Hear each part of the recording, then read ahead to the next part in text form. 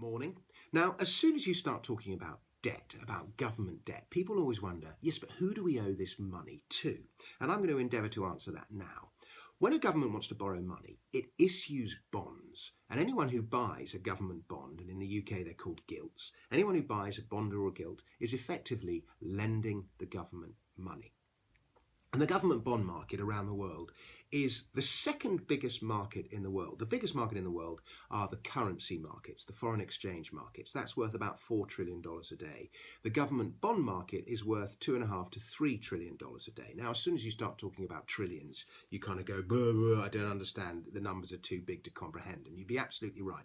So to put that in some kind of perspective, the government bond market is something like 100 times the size of the American stock markets. That's how big the government bond market is. Enormous.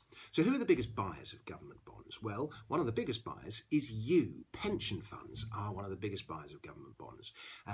If you've got a pension fund, and most people do because of their working situation, somewhere in there, a large allocation of that fund will be towards government bonds. Insurance companies, banks around the world. Other governments are also big buyers of of government bonds. For example, Japan and China are big buyers of American government bonds. America buys more from Japan and China than it sells. A lot of dollars make their way to Japan and China, and then the Japanese and Chinese governments then use that money to buy American government bonds. In other words, they take American dollars and then they lend them back to the United States. And that's one of the kind of weird cycles currently going on in global trade. But since 2009, and this is what really worries me, one of the biggest buyers of government bonds have been central banks. The Federal Reserve Bank in America owns $3 trillion roughly of American government debt. And now American government debt is about $19 trillion. So the Federal Reserve Bank owns about a sixth of American government debt. In the UK, the Bank of England owns 25% of UK government debt. Now, how did it buy that debt? How did it afford to buy that debt? Because the bank doesn't really do anything to make money. And the answer is it printed it. Quantitative easing. Now, quantitative easing is basically printing money, but of course it doesn't actually print the notes, because most money, only 97% of money doesn't actually exist in real form. Only 3% of money is cash. So it printed the money digitally. It issued the money.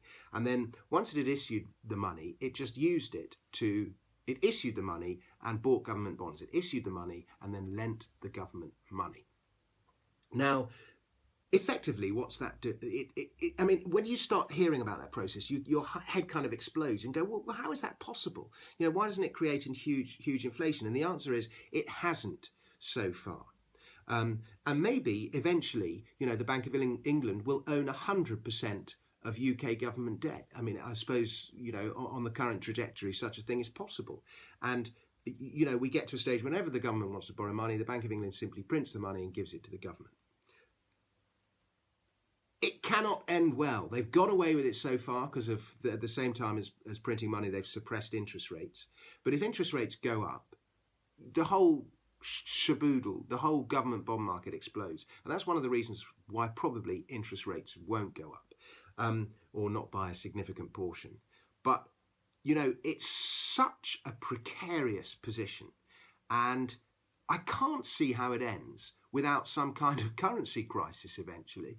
But anyway, that's a bit doom and gloomy. But at least now you know, who do we owe the money to? And the answer is pension funds, insurance funds, banks, other governments, and central banks. Of course, the central bank could just print the money and then forgive the debt, and then they get away with it.